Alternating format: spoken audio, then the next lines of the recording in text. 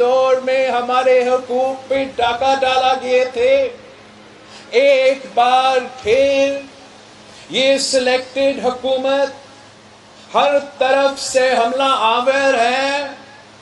وہ آپ سے آپ کے انسانی حقوق چھیننا چاہتے ہیں، آپ کے جمہوری حقوق پہ ڈاکہ مار رہے ہیں، اور آپ کے معاشی حقوق پہ حملہ کر رہے ہیں۔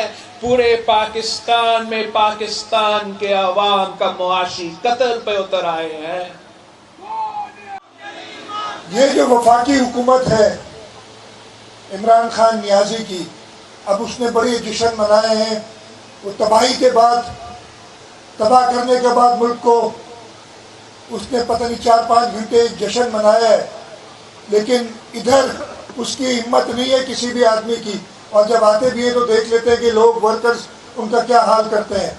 سندھ کے ساتھ جو وفاق نے زیادتیاں کی ہیں، پچھلے 3 سال سے سندھ صوبہ جو وفاق کو پیسے کما کے دیتا ہے، 70% سے زیادہ کمائی سندھ حکومت سے ہوتی، سندھ کے لوگوں سے ہوتی ہے، ان کو ان کا جائز حصہ نہیں دینا NFC ایوارڈ کا۔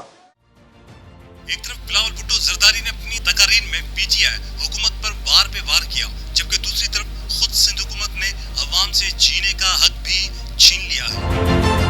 کئی ماہ اسکولوں کو تالا لگانے والی سندھ حکومت نے اپنے چیئرمین کے جلسوں میں شاید کرونا کو آنے سے منع کر دیا، اور SOPs پر کہیں پر بھی خیال نہیں رکھا گیا۔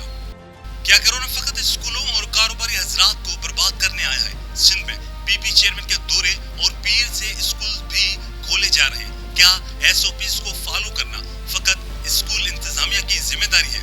حکومت سندھ آخر کیوں تعلیم دشمن پالیسی پر عمل پیرا ہے؟ حکومت سندھ کو چاہیے کہ وہ عوام دوست پالیسی اپنائے، جس سے ہر طبقہ کے فرد کو فائدہ میسر ہو، نہ کہ نقصان۔